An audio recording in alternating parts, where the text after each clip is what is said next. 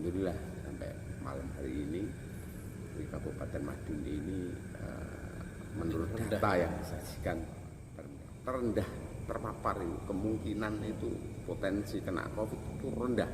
Hanya kita saling menjaga juga sekeluarga, diingatkan kalau saya datang dari luar kan gitu, enggak boleh langsung masuk sama anak-anak saya, enggak boleh, saya mandi dulu baru lepas semua ganti pakaian baru saya kumpulkan. Di awal-awal kan Pak Bupati hampir setiap malam ke desa-desa melakukan sosialisasi, bahkan sampai turun untuk membantu petugas untuk mengevakuasi yang positif itu Pak, sempat viral itu. Justru pembagian masker itu sebelum penegakan justisi itu kita maksimalkan. Kita maksimalkan itu pada saat itu. Hari ini mungkin sedikit-sedikit nutupi, misalkan ada masyarakat yang pada saat itu tidak bawa, tetap refleksnya sudah refleks.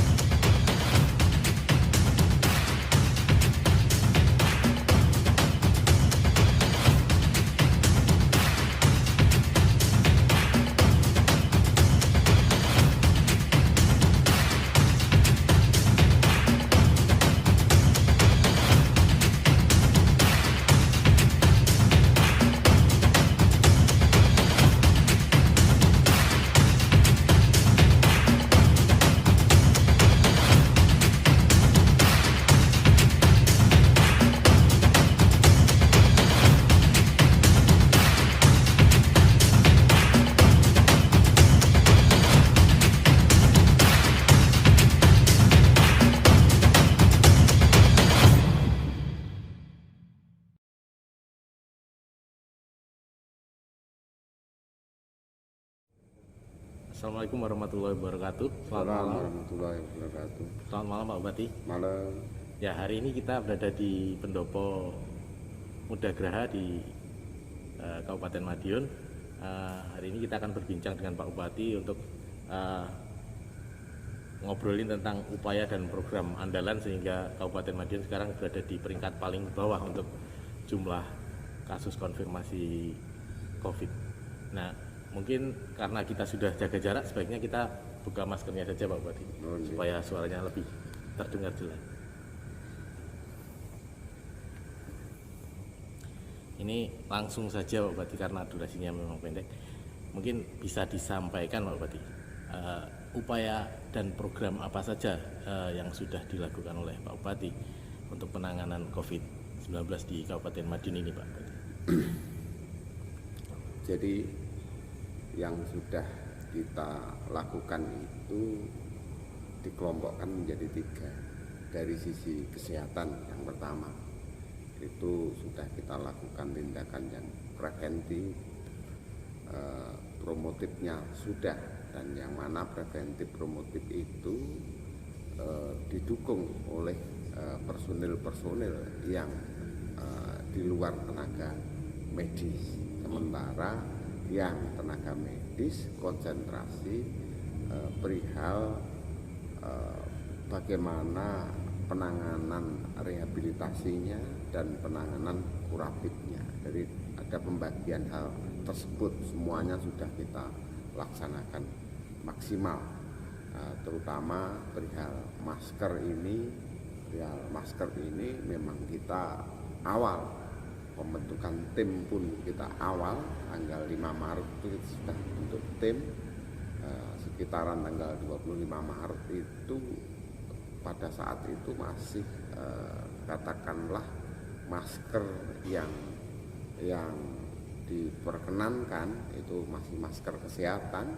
Kita sudah ada instruksi untuk bagaimana seluruh penjahit di seluruh desa di Kabupaten Madiun ini supaya membuat masker, dan kita beli pakai anggaran desa pada saat itu. Artinya upaya dini sudah kita lakukan lebih dahulu memang tersebut. Terus kemudian menginjak berikutnya perihal ketahanan ekonomi. Tapi sebelum menginjak ketahanan ekonomi, tentang social safety net pun kita betul-betul kita pilah, betul-betul kita lakukan pendataan yang benar. Dan yang menjadi penyambut terakhirnya memang dari anggaran DD, karena DD ditentukan oleh musyawarah desa. Harus ada keseimbangan di situ memang dari sisi kesehatan dan ekonomi. Maka dari itu, dari sisi ekonomi pula kita membuat bagaimana ketahanan pangan keluarga ini juga tercipta. Makanya ada program ketahanan pangan, dari pemanfaatan tanah pekarangan ini memang kita masifkan di Kabupaten Madiun. Bicara swasembada pangan kita secara luas, tapi bicara untuk bagaimana kita bisa betul-betul physical distancing dan kebutuhan di keluarga, cakupan keluarga itu bisa terpenuhi, maka pemanfaatan tanah pekarangan ini kita masifkan. Jadi semuanya sudah kita lakukan.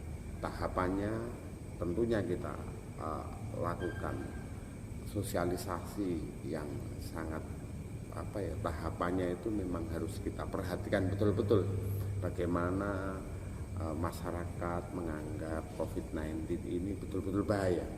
Pada saat itu hoax masih banyak, ini tidak apa-apa, ini begini. Kita terjang terus, pokoknya sosialisasi tidak kita hentikan dengan cara menurut lokal wisdom di sini, menurut kearifan lokal di Kabupaten Madiun. Artinya kemasan sosialisasi tidak kita buat secara kaku pada saat itu, dan sampai sekarang pun kita pakai tersebut. Artinya pakai sosialisasi dengan siarannya itu bahasa-bahasa kebijakan lokal di Kabupaten Madiun ini. Kita kenalkan COVID ini sangat bahaya. Maka dari itu yang kita target adalah kesadaran masyarakat bahwa masker, physical distancing, dan lain sebagainya, cuci tangan itu adalah suatu kebutuhan. Ketika sudah sadar seperti itu, kita mudah untuk menggeser ke action bagaimana masyarakat mau bermasker ini. Sementara masyarakat yang miskin-miskin sudah kita siapkan masker. Pada saat itu dari anggaran desa itu kita beli masker-masker produk lokal, berarti kita membangkitkan ekonomi lokal juga ada, dari sisi kesehatan juga dapat pada saat itu. Akhirnya masyarakat timbul kesadaran. Di tahapan berikutnya kita akhir sosialisasi, ada penyapunya. Di kita dari Forkopimda bergerak semuanya di Kabupaten Madiun ini, tentunya dengan personil-personil di bawahnya, Polri, TNI, dan semuanya. Ketika perihal penegakan disiplin, baru kejaksaan, pengadilan negeri, itu semuanya ikut serta di upaya tersebut. Memang ini tanggung jawab bersama. Tentunya dengan kebersamaan inilah mungkin kita bisa mendapatkan, kita sampai hari ini pun terkendali. Dan tahapan terakhir setelah kita sapu semuanya, kita posisikan masyarakat sudah punya masker semua. Jadi kepemilikan masker sudah ada, baru kita lakukan tanda tangan Perbup 39 kita tentang penegakan disiplin, yang mana kita juga masih menginduk ke perdanya provinsi untuk melakukan sanksi, denda, dan lain sebagainya. Akan tetapi Perbup ini sudah kita siapkan juga. Terus akhirnya setelah tahapan itu kita lewati dan COVID bisa kita kendalikan, baru kita pikirkan juga masalah ekonominya. Ekonomi, bagaimana pergerakan ekonomi di masyarakat itu berjalan. Kita sudah buatkan Perbup bahwa kegiatan terkecil dulu di masyarakat maksudnya terkecil tingkat RT, tapi jumlahnya banyak di Kabupaten Madiun. Misalnya kegiatan keagamaan, yasinan, tahlilan di Madiun kita izinkan dulu, asalkan yang dari luar tidak masuk ke sini. Hajatan juga kita perkenankan, asalkan protokol COVID-nya itu memang betul-betul dipatuhi, dijalankan oleh masyarakat. Dan akhirnya sampai hari ini pun tidak ada benturan, tidak ada apapun, berkat kerjasama semuanya, berkat kekompakan Forkopimda yang ada di Kabupaten Madiun juga. Hasilnya alhamdulillah sampai malam hari ini di Kabupaten Madiun ini menurut data yang disajikan terendah se-Jawa Timur. Jadi hasil yang dicapai selama ini sesuai dengan target yang diinginkan Pak, dengan berbagai program andalan yang sudah dijalankan. Kita pasang target itu pasti maksimal. Bagaimana masyarakat itu seminimal mungkin menjadi terendah terpapar itu, kemungkinan itu potensi kena COVID itu rendah. Artinya kita tidak bisa menargetkan angka harus sekian kenanya, sekian tidak. Seluruh kegiatan yang kita laksanakan bersama Forkopimda itu, bersama seluruh elemen masyarakat juga, itu tidak seremoni saja, akan tetapi betul-betul masif dan masuk ke warga-warga Kabupaten Madiun. Kalau boleh tahu Pak, kiat-kiatnya apa saja sampai sukses ini paling rendah di Jawa Timur, mungkin kiat-kiatnya apa saja? Tentunya ini bagaimana kesadaran masyarakat Kabupaten Madiun. Kita tentukan pada saat itu targetnya ini soal kesadaran, artinya harus ada tahapan. Jadi kalau tahapan di itu menurut teori itu kan ada AIDA, jadi attention, interest, desire, action. Tahapannya kita lewati itu. Manakala belum tahapan kita action, jangan dipaksa, kita perkenalkan dulu sampai akhirnya actionnya sampai masyarakat butuh baru kita dorong dan kita lawan hoak-hoak itu lewat jaringan-jaringan organisasi kemasyarakatan yang sampai bawah ini semuanya bergerak semua, tidak ada satupun yang tidak bergerak. Itu kebersamaan di situ. Oke, baik. Kalau untuk peran keluarga Pak Bupati sendiri seperti apa dalam Pak Bupati menjalankan tugasnya ini, peran Pak Bupati, peran keluarga, mohon maaf, selama menjadi Satgas ini? Mungkin awal-awal karena mungkin ada ketakutan yang berlebihan, mungkin ada ketakutan juga ke saya. Bagaimanapun saya punya tanggung jawab bagaimana menyelamatkan masyarakat Kabupaten Madiun semuanya yang ada di sini semuanya. Saya harus turun langsung ke lapangan, dalam hal apapun saya harus turun ke lapangan. Ini terkait kepercayaan masyarakat, bagaimana penyampaian tentang COVID, karena pada saat itu ada pertentangan hoak pemahaman yang salah dengan pemahaman yang betul itu beriringan pada saat itu. Makanya kita perlu penekanan di masyarakat. Ya, saya didukung aja sama hari ini didukung, tapi awal-awal itu ada ketakutan ke saya, tapi alhamdulillah berkat pemahaman seperti itu semuanya mendukung saya untuk hal tersebut. Artinya kita saling menjaga juga keluarga, diingatkan kalau saya datang dari luar kan gitu, nggak boleh langsung masuk sama anak-anak saya, nggak boleh, ayah mandi dulu baru lepas semua ganti pakaian baru saya kumpul sama anak-anak. Itu yang terjadi. Untuk intensitas pertemuan dengan anak-anak itu berarti berkurang berarti untuk pada saat pandemik ini ya jelas. Saya jarang ada pertemuan karena di lapangan, kadangkala sampai malam juga. Kalau tadi jarang ketemu. Pas ketemu anak-anak pas belajar daring itu pas mungkin les kan gitu, jadi jarang sekali saat itu.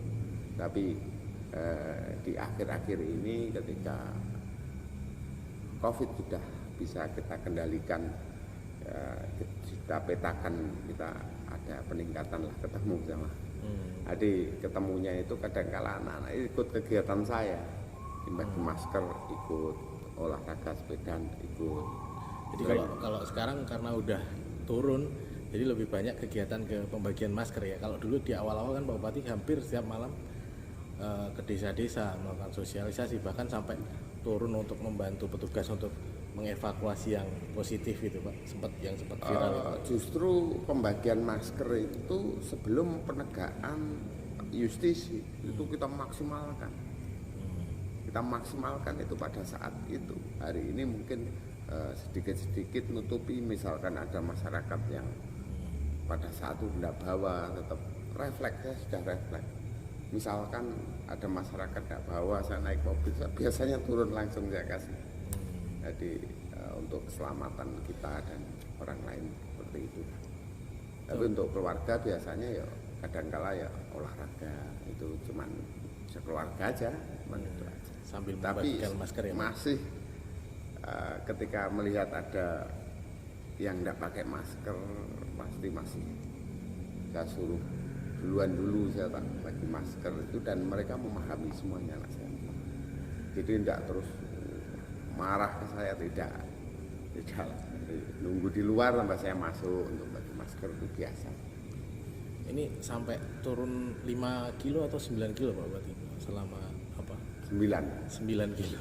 Itu kenapa Pak Bupati? Mungkin karena kurang tidur atau karena tidak nafsu makan memikirkan angka yang terus tambah, atau seperti apa Pak? Ya pikirannya apa ya? Mikir saya itu tidak bisa.